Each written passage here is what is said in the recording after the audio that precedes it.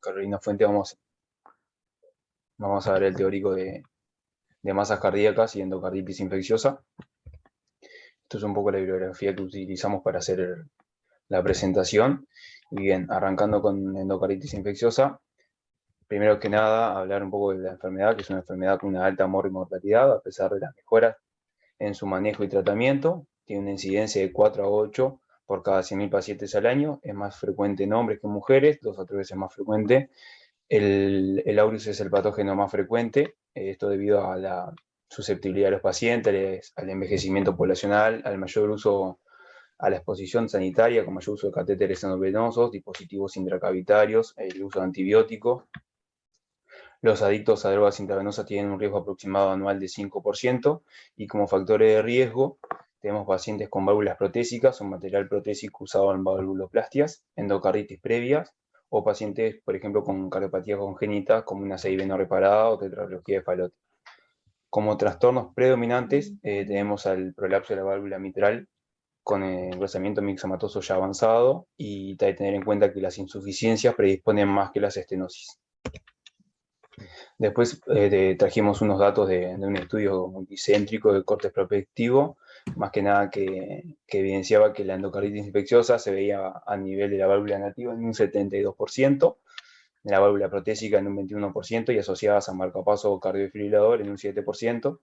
De la presentación clínica se veía que las vegetaciones eran más prevalentes en la válvula mitral, con un 41%, después en la aórtica en un 38%, tricuspide pulmonar en un 12% y un 1%. La válvula aórtica bicúspide se asoció a un bajo riesgo de endocarditis infecciosa, pero sí se asoció a un alto riesgo de complicaciones perianulares, lo que configura un factor predictivo de extensión de la infección. Y como aumento de riesgo de la mortalidad, se puede destacar la mayor edad, la presencia de edema pulmonar, los patógenos como el aureus o los coagulasas negativos, la vegetación en la válvula mitral y las complicaciones paravalvulares. Y como diagnósticos diferenciales, lo que ellos destacaron siempre es que hay que tener en cuenta, ante que nada, la clínica, el contexto clínico, pero se pueden ver como de diferencial procesos mitomatosos o cambios generativos a nivel valvular, la excrescencia de LAMP, las endocarditis trombóticas no bacterianas, tumores cardíacos, trombos, pero siempre tener en cuenta para diferenciarlo o para guiar el diagnóstico, el cuadro clínico. Bien, acá no voy a leer cada punto de los criterios de Duke, son los criterios de diagnóstico de la endocarditis infecciosa, y saber que las pruebas de imagen para la endocarditis infecciosa son uno de los criterios mayores, que sería diagnóstico de la presencia de vegetaciones, abscesos, pseudoneurismas, perforación de una válvula, dehiscencia parcial de una válvula protésica, entre otras cosas. Bien, como técnica de imagen, Sebastián, sí. ¿y cómo definirías una vegetación? Lo tengo más abajo. Dale. Sí, Sí, sí. sí. Bien, después está como técnica de imagen, tenemos la ecocardiografía, que cumple un papel importante tanto en el diagnóstico, manejo, pronóstico y seguimiento de los pacientes. En los pacientes que tienen que ir a cirugía cardíaca por la endocarditis también tiene un papel importante en lo que es la valoración intraprocedimiento y después en la evolución, y nos permite realizar una valoración de riesgo inicial de embólico en los pacientes con vegetaciones. Después, la utilidad diagnóstica de la ecocardiografía se tiene en cuenta más que nada con la probabilidad pretest de la endocarditis basado en la que es la clínica, y se vio que es más rentable en los pacientes con una probabilidad de diagnóstica intermedia o alta. Después, tener en cuenta otras técnicas de imagen, como puede ser la tomografía multicorte, la resonancia o el PET, que se puede utilizar o se utiliza más en los pacientes con endocarditis en válvulas protésicas o dispositivos intracardíacos. Bien, y acá un poco hablando de la ecocardiografía en general, el eco y el ET, el eco transtorácico y el transesofágico, que está en la técnica de diagnóstico de elección. El eco transesofágico se debería realizar en los pacientes con un eco transtorácico negativo, con una presencia, con una sospecha clínica alta, o en los pacientes con un eco transtorácico positivo, en los cuales se quiera descartar o confirmar complicaciones locales. Los hallazgos ecocardiográficos considerados diagnósticos de endocarditis sería, como ya lo dijimos, la presencia de vegetaciones, abscesos, pseudoneurisma o una dehiscencia nueva en una prótesis valvular, y también para tener en cuenta la sensibilidad del estudio, del ecotranstorácico, que a nivel de la válvula es nativa, tiene una sensibilidad de un 70% y de la válvula protésica de un 50%, y el ecotransesofágico, en contraposición, tiene una sensibilidad del 96% y del 92%. Y tal, la especificidad es bastante parecida para ambos. La capacidad diagnóstica depende de varios aspectos, como puede ser la ventana, la experiencia del técnico, el tamaño y la localización de las vegetaciones y la calidad del equipo.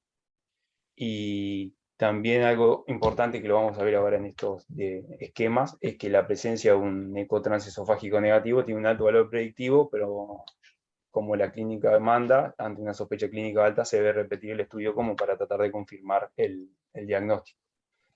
Y acá lo que trajimos fue dos esquemas, un poco de cómo encarar al paciente con una sospecha clínica de endocarditis infecciosa, que en este segundo que sale se enfoca un poco más en lo que es el riesgo del paciente que tenga una endocarditis infecciosa, en un riesgo alto, por ejemplo, una prótesis valvular, endocarditis previa, insuficiencia cardíaca o una bacteriemia estafilocóxica.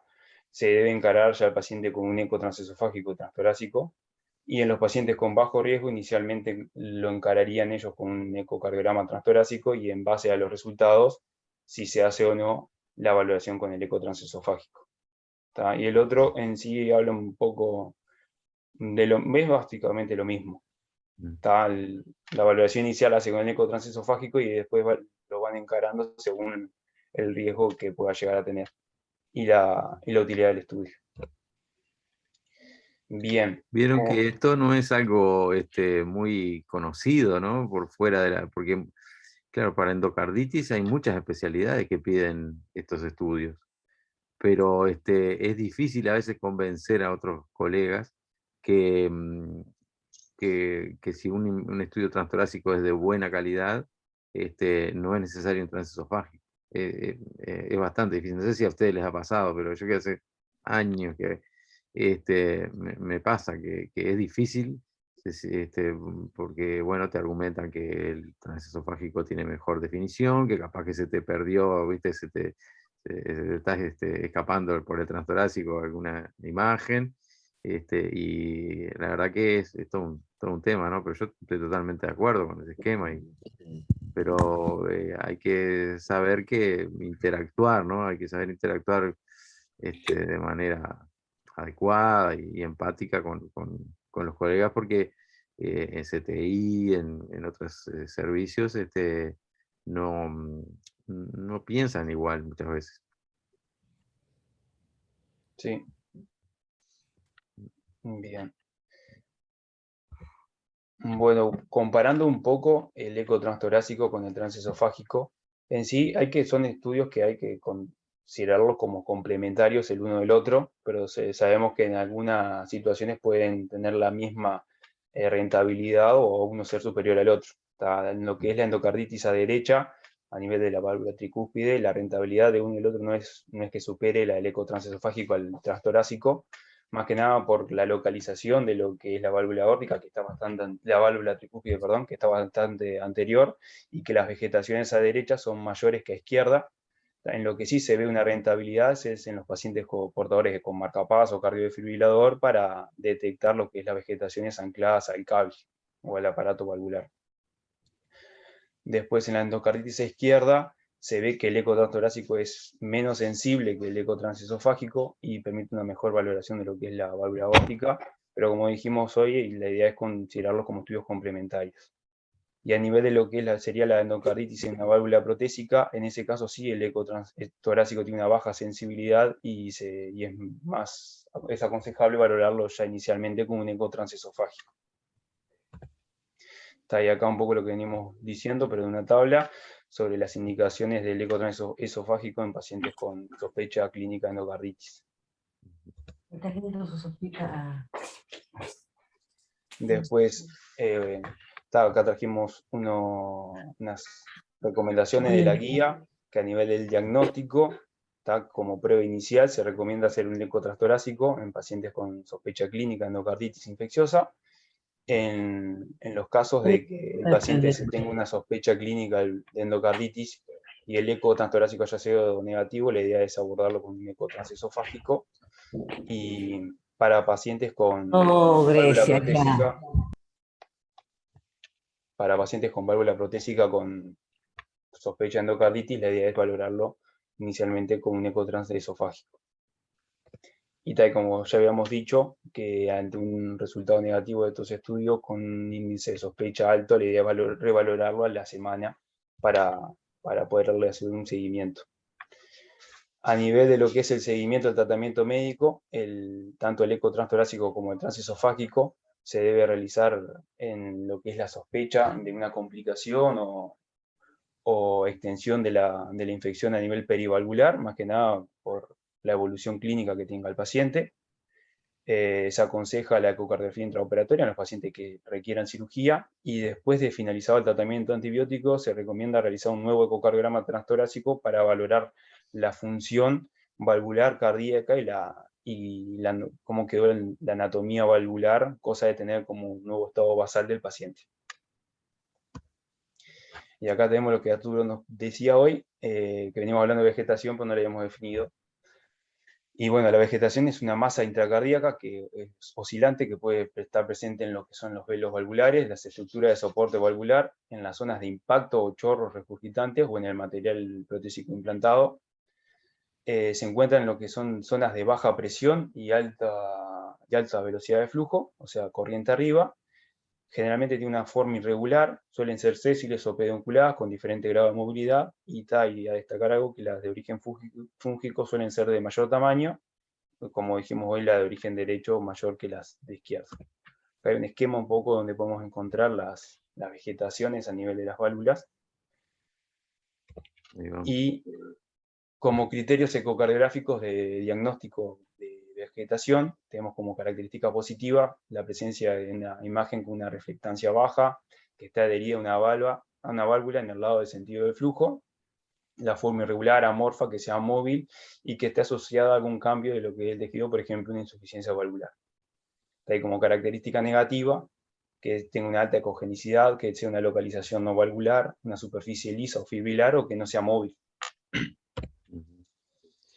Ahí va. Típicamente, ¿no? Se localizan del lado auricular de las válvulas auriculoventriculares y del lado ventricular en la sigmoidea, ¿no? Eso es bien característico, ¿no? Puede haber puede haber excepciones, ¿no? Hay localizaciones en las paredes, puede haber del otro lado, pero lo más característico es eso, ¿no? La localización del lado auricular en las auriculoventriculares, las válvulas auriculoventriculares, y del lado ventricular en las sigmoideas. En las sigmoideas. Y tiene un movimiento así, como vos decís, ¿no? Es algo, una masa móvil con movimiento independiente, porque a veces se puede confundir con imágenes en espejo, con artefactos, pero acá uno puede ver que la masa tiene un movimiento totalmente independiente a las estructuras vecinas, ¿no? Muy bien. Y lo otro que vos dijiste antes al pasar, pero me parece que también es importante destacarlo, que habitualmente pueden generar estenosis, las vegetaciones es rarísimo, pueden generar, pero lo que sí generan es insuficiencia, ¿no? Porque generan destrucción valvular y eso lleva a la insuficiencia. Más frecuentemente, insuficiencias. Sí, la estenosis se podría llegar a ver en una masa grande que protruya, Claro. por ejemplo, aurículo ventricular en diástole. Claro. Por eso me parece que sospecha endocarditis por la clínica debería ser, me parece a mí, lo que pasa es que a veces no es fácil, soplo regurgitante nuevo, ¿verdad? No, soplo nuevo es igual, sospecha endocarditis, es soplo con características regurgitantes. Bien. Después trajimos unas imágenes, no, es algo difícil, ¿no? La verdad que no teníamos videos de imágenes, y sacamos imágenes del libro, básicamente. Que esta es una proyección subcostal en el que se ve la aurícula derecha, el ventrículo derecho, y se ve una imagen compatible en un paciente inmunodeprimido, compatible con una vegetación del lado auricular, como habíamos dicho. Después esta es una proyección apical de 4 cámaras, que era un paciente con hemocultivos positivos para Staphylococcus aureus, y se evidencia una pequeña ecodensidad a nivel de la válvula tricuspidia, y con el ecodoppler se puede ver una insuficiencia tricuspidia moderada, por como está descrita. Después acá trajimos otra imagen de un paciente con un eje parasternal largo, arriba a la izquierda sería, en un paciente con sospecha de endocarditis, que a nivel de la válvula mitral le quedaban dudas y lo complementaron con un estudio transesofágico, y se puede ver que hay 2 signos como de más asteriscos ahí. Se evidencia la vegetación a nivel de la válvula mitral. Y después esto es lo que justo habíamos hablado recién. Esto es un paciente con una prótesis mitral mecánica, que se le valoró por sospecha de endocarditis con un ecotranstorácico que no se logró, que no descartó la enfermedad, y se hizo un ecotransesofágico y se vio una masa importante compatible con una vegetación, que vemos como en la primera imagen pasa al ventrículo izquierdo en el diástole, generando una obstrucción parcial, y en sístole vuelve al aurícula izquierda. Claro. Luego, En el transtorácico, la prótesis mecánica genera una sombra acústica hacia la aurícula, que es justamente donde se desarrollan las vegetaciones, ¿verdad?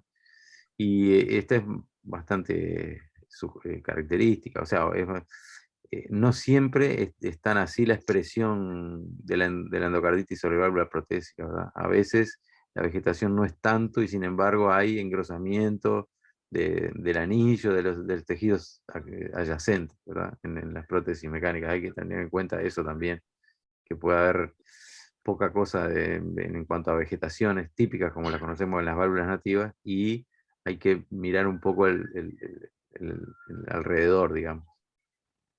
bien. Después en la imagen arriba a la izquierda es una proyección para externar eje largo, más que nada centrado en lo que es la válvula aórtica, que se veía una imagen que podría llegar a ser compatible y que le quedaba la duda, o con una excrescencia de LAMP, también lo describen, que en base al contexto clínico del paciente, que era un paciente que había tenido hemocultivos positivos y que en el Doppler a color presentaba una insuficiencia aórtica, estos hallazgos lo consideraron más que nada como una vegetación, compatible con una vegetación. Más que nada la imagen es como para recordar que siempre tenemos que, no es siempre tan claro la imagen, pero sí tenemos que tener en cuenta el contexto clínico a la hora de valorar la imagen. Y esta otra imagen que trajimos, la de arriba es un paraesternal eje largo haciendo zoom en la válvula mitral, más que nada la válvula posterior, y el de abajo es una apical de 3 cámaras, tal lo que era para mostrar la imagen de la vegetación a nivel de la válvula posterior, se ve bastante claro. Ahí el diagnóstico diferencial que cabe en la válvula, los trombos, es muy poco probable que un trombo se asiente en una válvula con esa motilidad que tienen los velos, ¿no? Entonces, si no es una endocarditis, el diagnóstico diferencial son los tumores. Los tumores habitualmente son benignos, el fibroblastoma es el más frecuente, pero también hay mixomas de las válvulas. En segundo lugar está el mixoma. O sea que si no hay cuadro clínico, es un hallazgo, y uno ve esta imagen, le genera la duda, ¿no? Siempre entre endocarditis y tumor benigno de la válvula. Bien. Después otras imágenes que trajimos esta es una apical de 4 cámaras, que se evidencia una masa a nivel de la válvula mitral, que lo que destaca más que nada en esta imagen es que la distancia de la masa en lo que es la zona de coaptación de la válvula, de todas formas genera una insuficiencia mitral severa, que se valora tanto con el Doppler como con el Doppler continuo como con el Doppler color. que no necesariamente tiene que estar cerca de la zona de coaptación para generar repercusión.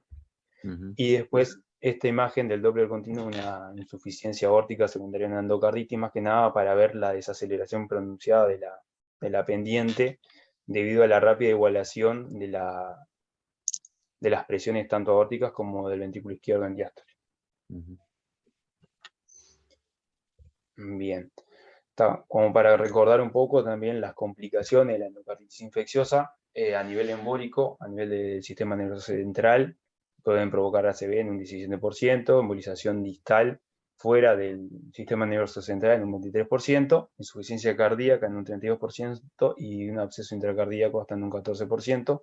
Y en esta tabla lo que hace es separar un poco las complicaciones estructurales de las hemodinámicas, y una rotura de válvula, una válvula batiente, perforación de una válvula, absceso, aneurisma, fístula, dehiscencia, una válvula protésica, embolia o derrame pericárdico, pueden ser complicaciones estructurales, y a nivel hemodinámico, una insuficiencia valvular aguda, obstrucción valvular, menos frecuente, pero puede darse, insuficiencia cardíaca, comunicación intracardíaca, taponamiento o insuficiencia perivalvular. Bien. Arrancaríamos con masas cardíacas. Sí, no sé si quieren comentar algo más de endocarditis, si no arranco con masas. No, no, que la endocarditis es una enfermedad muy grave, ¿no? Que en las últimas, que ustedes seguramente no, pero ha cambiado su perfil epidemiológico, ¿verdad? Tanto en los gérmenes como en los factores predisponentes. Por ejemplo, antes estaba más vinculado a, que todavía sigue, ¿no? Y hay que tenerlo en cuenta, pero a focos sépticos dentarios. Ahora está mucho más vinculado a pacientes internados o hospitalizados o en lugares donde tienen vías venosas, ¿verdad? Y eso me parece que ha hecho cambiar un poco también la epidemiología de los gérmenes. La expresión clínica también ha cambiado bastante, ¿verdad? Antes como que se veían más fenómenos periféricos, estoy hablando desde hace, yo qué sé, 3 décadas de repente, se veían, se reconocían más fenómenos cutáneos, inmunológicos. Ahora como que es mucho menos común eso, ¿no? A pesar de que todavía se siguen viendo. Y lo otro que habría que decir es que hay gérmenes que son típicamente, ¿no?, productores de endocarditis, y otros que no lo son tanto, ¿no? El estafilo es uno, el estrepto de la familia de los viridas, el enterococo, y eso nos orienta a determinadas etiologías, a poner el foco en determinadas cosas, ¿no? El bovis, con el cáncer de colon, los focos cutáneos o entéricos, dependiendo un poco que es importante también, ¿no? Abordar también el origen. Y después lo otro que es interesante también es que las complicaciones pueden tener su curso evolutivo propio. Entonces uno tiene que, en el contexto del tratamiento, del manejo de la endocarditis, ver otras cosas también, ¿verdad? Porque un paciente puede seguir haciendo fiebre, no por la endocarditis o por el compromiso endocárdico en sí, sino por alguna complicación, ¿verdad? Un absceso en otro sector, porque hay embolias sépticas, ¿verdad? Esas cosas también tienen su importancia, ¿verdad? Y después lo otro que me parece que es útil en el manejo, cuando hay una endocarditis, aunque después no se opere, el cirujano cardíaco tiene que estar enterado, ¿verdad? Hay un equipo, ¿verdad? Un equipo o sea, de cardiología, donde el cirujano cardíaco es muy importante, tiene que estar enterado de la situación. Bueno, me parece que un poco es eso. No sé si algún otro comentario.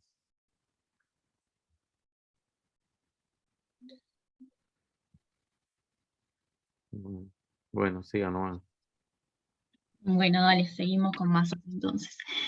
Primero decir que son poco frecuentes, con una incidencia de 0,02%. es mucho más frecuente en la enfermedad metastásica que la primaria, un 20 a 30% más. Sobre todo lo que es cáncer de mama, pulmón, gastrointestinal o melanoma, destacando que los melanomas, si bien son menos frecuentes que los otros tipos de cáncer, tienen más afectación cardíaca. De los tumores primarios, un 75% son benignos, los más frecuentes son los mixomas y los fibroblastomas, y los malignos son en un 90% sarcomas.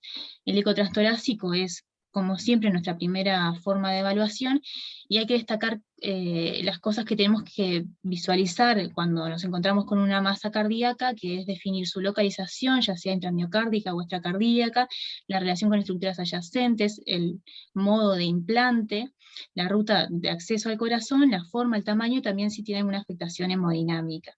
También valorar la etiología, pudiendo ser benigna, como en realidad hay imágenes no patológicas, ya sea trabeculaciones, falsas cuerdas, músculos papilares, o si corresponden a imágenes patológicas como trombos, vegetaciones o tumores de causa benigna o maligna, ya sea primaria o metastásica, como dijimos.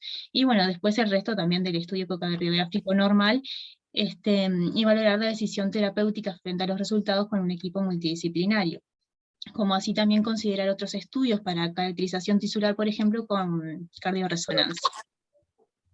Pasa, Seba. Acá tenemos una tabla en realidad que muestra justamente los tipos de tumores benignos, algunos ya los nombramos y los vamos a nombrar más adelante, como el mixoma, lipoma, quistes, fibroblastomas, y los malignos, como ya dijimos, en la mayoría sarcomas y distintos tipos de ellos. Los metastásicos también ya los nombramos y los vamos a nombrar más adelante. Y acá otra tabla de recomendaciones para evaluación de las masas cardíacas de una de las guías, que bueno, como dijimos, el ecotrastorácico como primera evaluación, que se recomienda complementar con ecotransesofágico para valoración de algunas masas, o complementar con tomografía o resonancia, siempre complementando el transtorácico, que es el primero que utilizamos. Pasa, Seba. Y bueno, comentar antes también de hablar de las distintas masas, las variantes normales y los artefactos que nos pueden generar confusión. Sobre todo, destacar los siguientes: el artefacto de campo cercano, o clúter, y reverberaciones, que se pueden confundir con trombos. En la aurícula derecha, como ya sabemos, la red de Chiari, la válvula de Eustaquio, o la crista terminalis, la infiltración grasa del surco auriculoventricular, o en la válvula tricuspidia, los falsos tendones apicales en el ventrículo izquierdo, líneas de suturas en pared posterior, auricular posterior en trasplante, electrodos ya sea de marcapasos o catéteres permanentes, y la banda moderadora del ventrículo derecho. A la derecha tenemos una lista en realidad más completa, pero queríamos destacar los más frecuentes, y también aclarar cómo podemos evitarlos, que es seleccionando adecuadamente el transductor, utilizando distintas ventanas acústicas, y usando también el flujo de Doppler color para valorar en realidad la presencia o ausencia de una masa que nos genere confusión. Y acá tenemos algunas imágenes arriba a la izquierda. Bueno, en realidad las dos de arriba corresponden a reverberaciones, que justamente primero vemos una especie de masa localizada en el ventrículo izquierdo, pero después la vemos que está en la aurícula izquierda. Así que eso en realidad, tener en cuenta que debe ser un artefacto. Y en la de abajo, lo que señala es un falso tendón del ventrículo izquierdo, y ahora debería aparecer otra, que es la banda moderadora del ventrículo derecho. Bien. Para hablar de los tumores cardíacos primarios, ya hablamos de la frecuencia, esto es como para tener un recordatorio, así que pasamos a la siguiente. Y hablar primero de lo que es el mixoma. Como ya dijimos, es el más frecuente de los tumores cardíacos primarios benignos, es un 30-40%, tiene presentación esporádica, que es lo más frecuente, o también puede ser familiar, lo que se llama síndrome de Carney, que es una herencia autosómica dominante, y son un 7% de los mixomas. La predominancia es en el sexo femenino, un 2-3-1, con los hombres. La edad media de presentación es a los 50 años, y un 75% se localizan en la aurícula izquierda, anclados a lo que es la fosa oval. Tiene una forma irregular, filamentosa, una textura heterogénea, pero están bien delimitados. Como ya dije, se unen a la fosa oval por un pedúnculo, es la posición más frecuente, pero no tiene por qué ser a esa unión. Y el tamaño medio es bastante grande, de 4 a 8 centímetros. Puede tener áreas de cogenicidad variable que pueden corresponder a hemorragias o zonas calcificadas en un porcentaje menor, y afectar también a aurícula derecha, ventrículo izquierdo, ventrículo derecho en un 15% de cada uno. Pueden recidivar, por lo que después de la intervención quirúrgica requieren un seguimiento, y es importante el diagnóstico diferencial, sobre todo con trombos. Bien. Acá tenemos algunas imágenes. En la de arriba se ve en un eco transesofágico esa tumoración a nivel de la aurícula izquierda, que vemos abajo cómo protruye en la imagen de la derecha, en un transtorácico, de la aurícula hacia el ventrículo, y complementaron con una resonancia donde ahí podemos ver también la zona de implantación a la pared posterior de la aurícula izquierda. Bien. Acá tenemos otra imagen de un mixoma, pero a nivel de las cavidades derechas, está en la aurícula izquierda y protruye hacia el ventrículo, perdón, aurícula derecha y protruye hacia el ventrículo derecho, y generando gradientes aumentados a nivel de la válvula tricúspide de 9 milímetros de mercurio, y al lado, bueno, una imagen de cómo se ve posterior a la resección. No sé, vos frename cualquier cosa, Arturo, yo No, sigo. estaba acordándome de un caso. Si ustedes ven un paciente veterano, con el añoso, con una masa así, adherida al septum, un tamaño así como ese, un poco menor, con fibrilación auricular, ¿qué piensa? Es una masa así adherida al septum, adentro de la aurícula izquierda, pero el Y paciente veo tiene que una está FA de larga adherida. ¿eh? Si vemos que está adherida, Sí, pensamos en un mixoma, porque el trombo no claro. debería tener... A mí me pasó lo mismo, exactamente lo mismo, no hace mucho, hace unos años. Y bueno, entonces puse la imagen y el video en un grupo que tenemos y alguien con mucha más experiencia que yo me dice, anticoagulá lo que es un trombo, porque tiene FA. Lo anticoagulé durante 15 días y a los 15 días no tenía nada más, se le había ido el mixoma. O sea que tengan en cuenta que si el paciente, aunque tenga una imagen bien sugestiva, adherida al tabique, dense un tiempito para anticoagularlo y probar. Porque capaz que es un mixoma, pero tiene también chances de que sea un trombo y ustedes lo resuelven sin tener que operar. Si tiene FA, aurículas grandes y todo eso, puede ser un trombo, aunque sea idéntico a un mixoma. ¿Tá? ¿Y qué sería? Esa que parecía una unión como que atravesaba el Y bueno, lo que foramen. pasa es que del otro lado no tenía nada, y entonces, no sé, porque capaz que sí, que migró de ahí, pero yo veía solo del lado de la aurícula izquierda. Parecía tal cual un mixoma. Yo pensé que era un mixoma porque estaba adherido al septum, porque era al lado izquierdo, que es más frecuente, porque era redondeado. Era un trombobola, que se llaman también trombobola que existen. En definitiva era eso. Y ustedes saben, porque ustedes, por ejemplo, cómo distinguir un tumor dentro, por ecocardio, un tumor maligno de uno benigno. ¿Qué características ecocardiográficas tiene la malignidad en el compromiso cardíaco? ¿Lo tenés por ahí? Vamos a hablar un poquito más Ah, adelante. bueno, está. Lo que pasa es Entonces que lo seguí. conversamos ahí. Seguí. Bueno, voy a seguir hablando de los fibroblastomas papilares, que si bien se considera, digo, en todas las estadísticas que son menos frecuentes que los mixomas, hay algunos registros que orientan a que podrían llegar a tener la misma frecuencia o incluso mayor. Afectan en un 85%, o sea, son de los tumores que afectan las válvulas, el 85% son fibroblastomas. Son pequeños, de 0,5 a 2 centímetros de diámetro, y se encuentran del lado de salida valvular. Sería el contrario de lo que vimos de las vegetaciones, en realidad.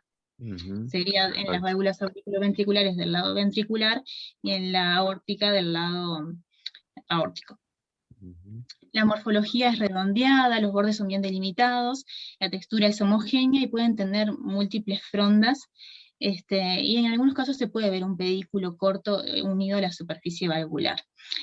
Generalmente son únicos y suelen asociarse a enfermedad valvular preexistente, son muy móviles y pueden embolizar, y tienen en un 20% localización no valvular. Generalmente aparecen en pacientes ancianos, a nivel de válvula aórtica o mitral, y es raro, si bien asientan sobre válvulas generalmente ya patológicas, es raro que de por sí causen insuficiencias significativas. Y el diagnóstico diferencial es con las vegetaciones, como dijimos antes, por la clínica, en un paciente que está febril, en cultivos positivos, vamos a igual a pensar en vegetaciones, y lo contrario, pensamos en fibroblastomas. Y con quistes también podría ser el diagnóstico diferencial. Sistemáticos y excrescencias del AMBL en la válvula aórtica. Ah, sí, sí, sí. Es otra diagnóstico diferencial que es bastante común, digo, relativamente común que uno pueda Sí, confundir. incluso leímos que algunos como no les nos queda claro si diferenciarlos de los fibroblastomas o considerarlos Sí, fibroblastomas pero más pequeños. parte de sí, está bien. Mm, Lo que pasa es que esto se opera, la excrescencia del AMBL no se claro, opera, o sea que en algún momento hay que no definir. importa. Mm, Acá en estas imágenes, bueno, se ve en ecotransesofágico cómo está esa masa adherida a la válvula mitral del lado ventricular. Y ya tenemos otras imágenes. Lo mismo, en realidad es otra imagen de también una masa del lado ventricular en la válvula mitral y abajo del lado aórtico en la válvula aórtica. ujú, bien. Ahora sí, las excrescencias del AML en realidad son más pequeños que los fibroblastomas, y lo que dijimos que en algunos nos llegan a acuerdo de si diferenciarlos de los mismos, pero bueno, son más pequeños y generalmente se ven implantados en el borde libre de las válvulas. Hablar otro poco de otro tipo de masas, en realidad los lipomas o la hipertrofia lipomatosa del septum intraauricular es la acumulación de tejido graso que se deposita en zonas musculares. En el caso de la hipertrofia lipomatosa del septum intraauricular, respeta lo que es la fosa oval y para el diagnóstico tiene que ser mayor de 20 milímetros. En la imagen de arriba vemos las excrescencias del AML, que la verdad es algo muy chiquito. Son como hebras, ¿no? Son como filamentos. En las imágenes de abajo el septum intraauricular, la hipertrofia lipomatosa, se señala con las flechas. Ese característico, que respete el tabique interauricular, el septum, ¿no? La parte del foramen oval, la parte del septum secundum. Dale. Bueno, y acá unas breves palabras de otros tumores primarios benignos que son muy poco frecuentes. Los rhabdomiomas son más frecuentes en niños y aparecen dentro de cavidades pudiendo ocasionar obstrucción del flujo. En la imagen que está arriba están señalados por asteriscos, en ese caso son múltiples. Después tenemos fibromas, que también son más frecuentes en niños, tienen localización intramiocárdica, son masas bien definidas y también pueden causar obstrucción, que creo que si pasas Eva, aparece ahí, señaladas con flechas que son bien intramiocárdicas. Después la fibrolastosis endocárdica, que es el engrosamiento fibroso del endocardio del ventrículo en respuesta a alguna inflamación o infección, que es más frecuente también en niños pequeños, y esto lo vemos en la imagen de abajo a la derecha, señalada por flechas. Bueno, y después muchas veces tiene trombo asociado. Y los otros, para nombrarlos nomás, los angiomas y los teratomas, que son muy poco frecuentes. Paso entonces a hablar de los tumores cardíacos primarios pero malignos. Como ya dijimos, son raros, son sarcomas indiferenciados, o pueden ser también linfomas, tanto primarios o metastásicos. Generalmente son asintomáticos, como la mayoría de las masas cardíacas, hasta que causan cierto grado de afectación de la función o obstrucción de algún flujo. Lo que justamente preguntabas, Arturo, de cómo diferenciarlos, es porque infiltran tejidos, afectan estructuras adyacentes y generan destrucción tisular a medida que avanzan. La mayoría afectan al miocardio, y también destacar la importancia del contraste para evaluar la localización de estos tumores. Asocian que nosotros no frecuentemente... tenemos, ¿no? Nosotros en Uruguay no hay contraste ecográfico. Pero es muy importante lo siguiente, ¿no? La asociación con derrame pericardio. Sí, que asocian frecuentemente derrame. Bueno, por orden de frecuencia, los más frecuentes son los angiosarcomas, luego los rhabdomyosarcomas, después fibro y osteosarcomas. En cuanto a los angiosarcomas, son más frecuentes de la edad a 30 a 50 años y afectan el 75% de las cavidades derechas. El rhabdomyosarcoma, frecuentemente múltiple, el osteosarcoma se asienta generalmente en la aurícula izquierda, y el linfoma primario cardíaco es infrecuente, pero puede simular una miocardiopatía hipertrófica porque es una afectación difusa. Y acá tenemos algunas imágenes. Las que están arriba es un fibrosarcoma que se ve en el tracto de salida del ventrículo derecho y que afecta también la arteria pulmonar, generando un gradiente a ese nivel. Y en la imagen de abajo lo que se ve es un angiosarcoma, y también se ve como es una masa como que bien infiltrativa, ¿no? que afecta a las estructuras adyacentes y además también protruye de aurícula a ventrícula. Acá tenemos una resonancia, que en realidad lo mismo, de resonancia no puedo decir mucha cosa, pero las flechas señalan el sarcoma, que se ve que es una afectación intramiocárdica, y bueno, y también destaca lo que es la caracterización tisular y la irrigación, que es una estructura vascular. Sí, la infiltración se ve como una alteración en la motilidad, ¿verdad? Además de, por el ecocardio, digo. A veces uno puede ver algo por fuera del corazón y una masa por fuera, pero además, cuando está infiltrado ahí, hay una alteración de la motilidad parietal, ¿verdad? Hay una quinesia, o en general una quinesia, la motilidad no es la misma que el resto de los segmentos. Claro. Bueno, para comentarles los tumores cardíacos de origen metastásico, como dijimos, son más frecuentes que los primarios. Entonces, si nos encontramos con una masa cardíaca, tenemos que pensar primero en metástasis antes de que sea primario. Puede ser tanto por invasión directa, por tumores adyacentes como de pulmón, mama, esófago, o puede ser por diseminación hematógena, como son los melanomas y los linfomas. Como dijimos, también el melanoma afecta más frecuentemente el corazón, en un 50% de los melanomas, pero igual los que se encuentran más frecuentemente con metástasis a nivel cardíaco son los tumores más frecuentes, que es el mama y pulmón, pero porque son más frecuentes esos tipos de cáncer. Bueno, también hablábamos eso, del tema de la contractilidad, que yo lo tenía también como, en realidad, para diagnóstico diferencial con trombo, ¿no? Un trombo estaría más asociado a alteraciones sectoriales a nivel apical sobre todo, y en realidad una masa de ese nivel sin asociación a alteraciones sectoriales o sin aneurisma apical, sin miocardiopatía dilatada, tendría que hacer pensar más en una masa que en un trombo. Lo mismo que dijimos, si vemos derrame pericárdico en un paciente que ya tiene diagnóstico de cáncer, pensar en metástasis cardíaca. Y bueno, destacar otros tipos de afectación, como con extensión intravascular, como en la vena cava inferior por carcinoma de células renales, y también los tumores carcinoides, en donde se ve engrosamiento endocárdico, sobre todo en las válvulas derechas, generando insuficiencia, tricopedia y estenosis a nivel pulmonar. Sí, es muy característico, ¿no? El síndrome carcinoide, que compromete solo las válvulas derechas, porque las sustancias que liberan el tumor carcinoide, que son derivados de la serotonina y todo eso, no pasan el filtro pulmonar, entonces no afectan habitualmente son de origen en el tubo digestivo, ¿no? Los tumores carcinoides. Sí. Entonces, se liberan sustancias hacia la cava, y la cava va a las válvulas derechas, pero después no pasa el filtro pulmonar, o es metabolizado, no sé bien cómo es el mecanismo, que a menos que exista foramen oval permeable o CIA, no se ve afectación de las válvulas izquierdas. Y quedan las válvulas quedan engrosadas y como tironeadas. Es muy característico el síndrome carcinoide cuando uno lo ve. Lo que se asemeja, y que ahí sí puede ir compromiso de las válvulas izquierdas, son los ergotamínicos, que dan un engrosamiento y tironeamiento así de las válvulas, y puede tener compromiso de las válvulas izquierdas. Ahí en realidad podría ser afectación de cualquier válvula, o más frecuente de cualquier válvula, sí.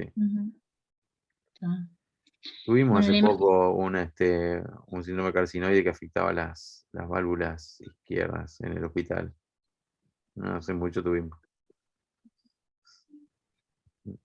Bueno, y la imagen que puse ahí es un melanoma, las flechas señalan la afectación, que también es intramiocárdica. Y ahí en realidad, para que quede la tablita, es la forma de invasión de cada tipo de cáncer y la localización de cada uno. Acá tenemos otras imágenes, esta de arriba a la izquierda, también es un melanoma, si no me equivoco, que en realidad quedaba la duda de si por no estar localizado a nivel auricular sería una masa, un tumor de origen benigno, pero la resonancia confirma que no, por la caracterización tisular.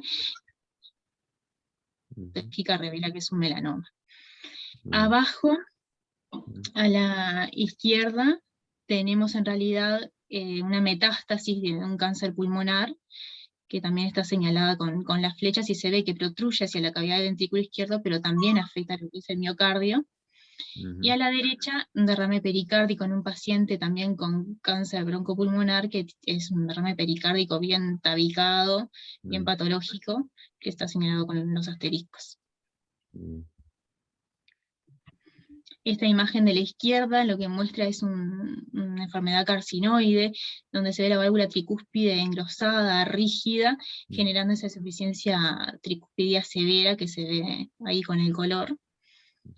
Y en la imagen de la derecha, en realidad lo que se muestra es cómo se intenta caracterizar mejor una tumoración usando el contraste ecocardiográfico. Bueno, ahora vamos a hablar de lo que son los trombos intracardíacos.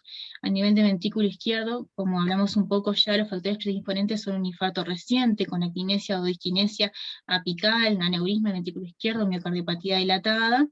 La importancia del eco transtorácico para trombos apicales, que es, mientras se tenga una buena ventana, es mejor que el transesofágico. Y este en realidad estaría indicado solo cuando el eco transtorácico es de mala calidad. Se puede complementar el estudio con resonancia, con tomografía también, pero bueno, resonancia sería mejor. Y bueno, destacar que son estructuras amorfas, de forma variable, ecogénicas, que están adheridas al endocardio, pero obstruyen hacia la cavidad del ventrículo izquierdo, pueden ser múltiples, pueden ser móviles, y pueden tener un centro colucente que nos orienta a que sea un trombo nuevo. La sensibilidad del ecocardiograma transtorácico es de un 75-95%, que mejora con un transductor de alta frecuencia y foco corto, y como dijimos, bueno, la utilidad del contraste, que no contamos con él, pero siempre parece ser muy útil.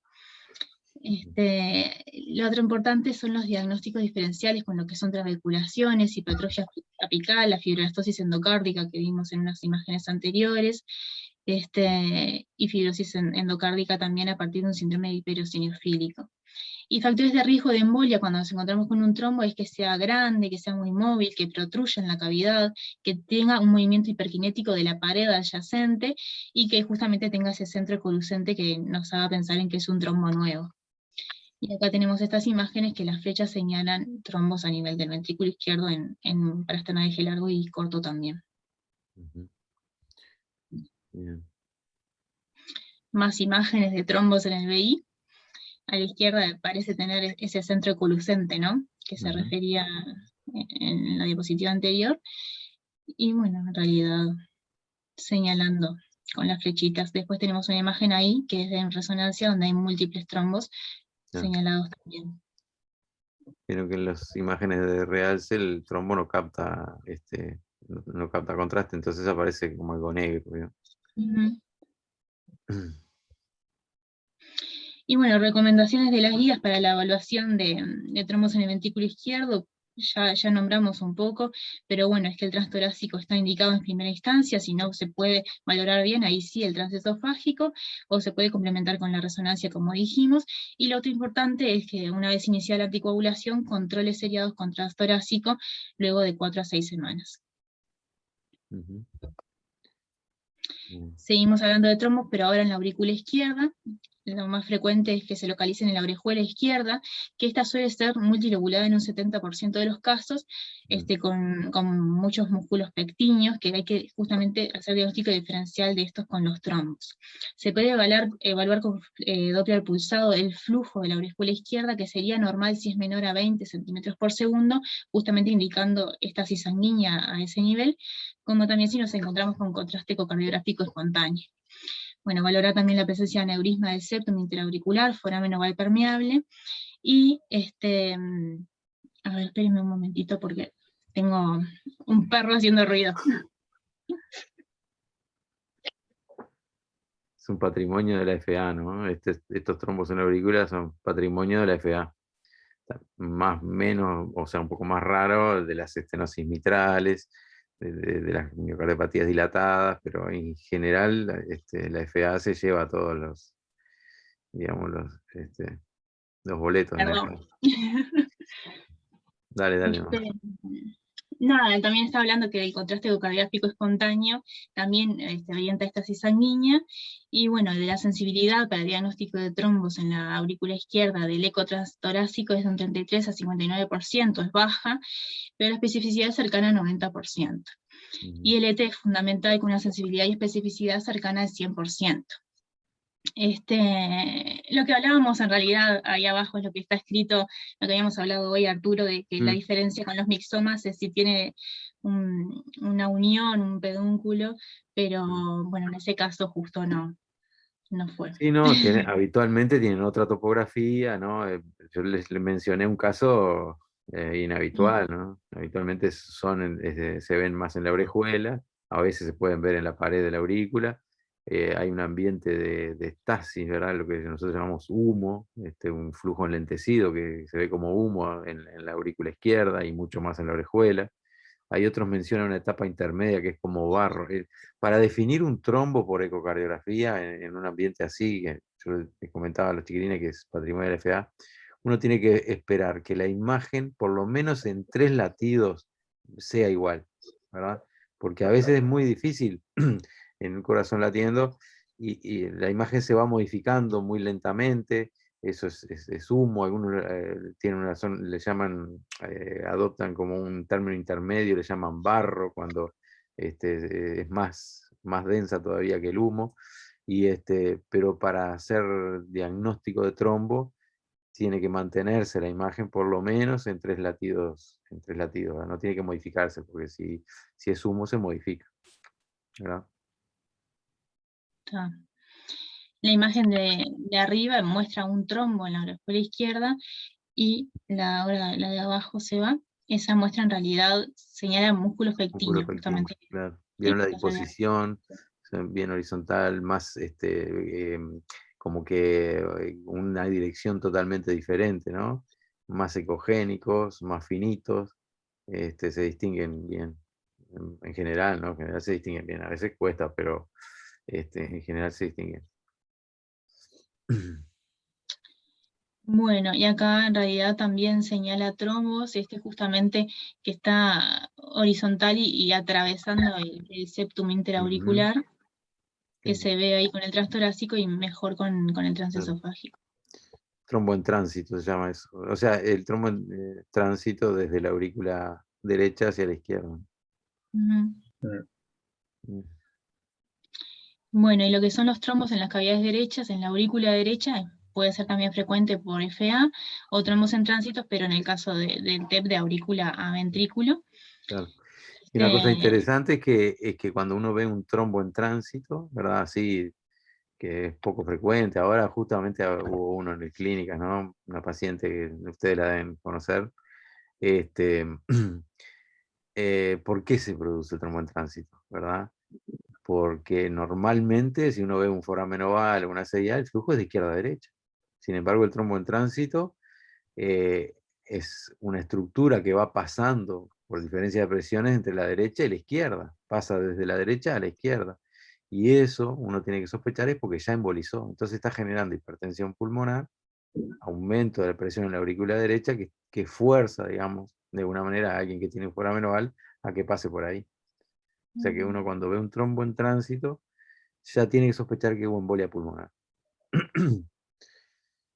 Porque no va a ser a través de un esfuerzo de tos, como eso que es lo más común, ¿verdad? Es porque eso ya embolizó.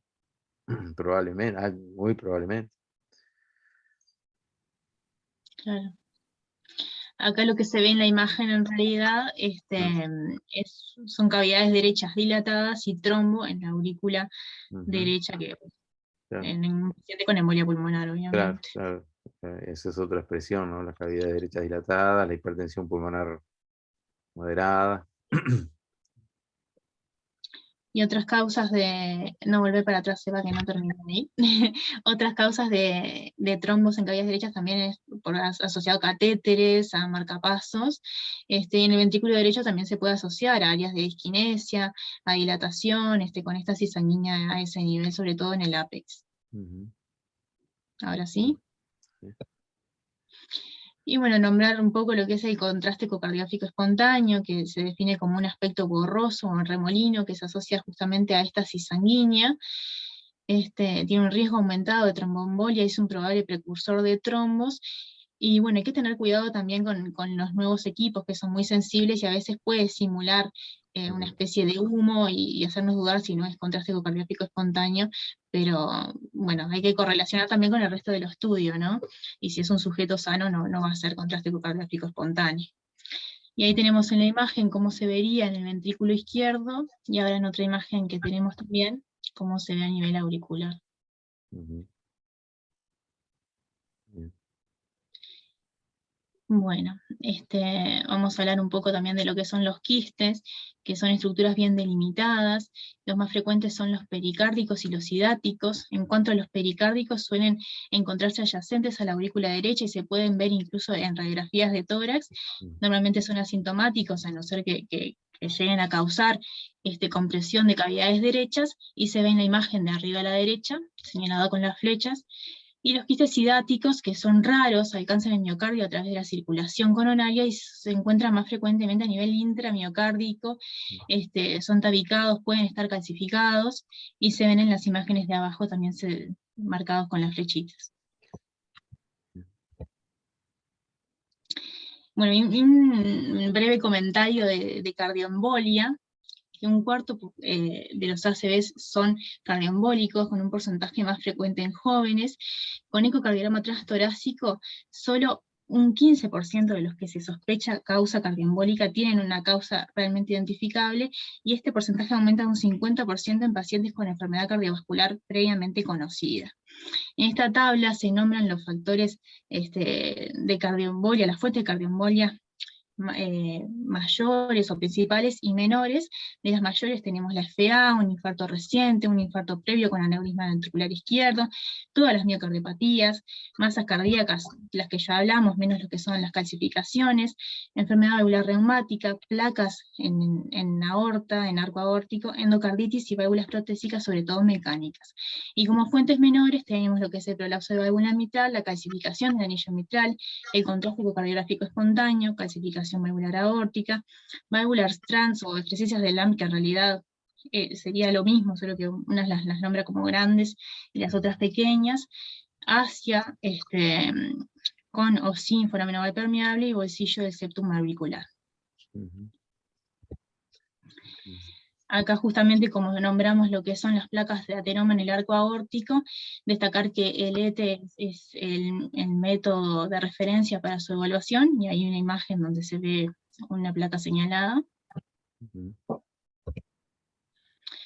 Y por último, bueno, como nombrábamos justamente la fuente de cardioembolia, destacar que para la evaluación de tanto lo que son las alteraciones del septum interauricular, foramen oval permeable, se necesita usar el contraste, en este caso con burbujas, tanto en el eco transtorácico como en el transesofágico, que es el que en realidad el de mayor sensibilidad y especificidad, y comentarles además que las causas que nombramos de fuentes menores de cardioembolia en realidad no cambian la terapéutica. Digo, se piensa que pueden generar cardioembolia, pero si nos encontramos en un paciente simplemente con, por ejemplo, calcificación valvular, prolapso valvular mitral, esas que nombramos, en realidad no nos cambia la conducta a tomar, así que no deberíamos tenerlas en cuenta para eso.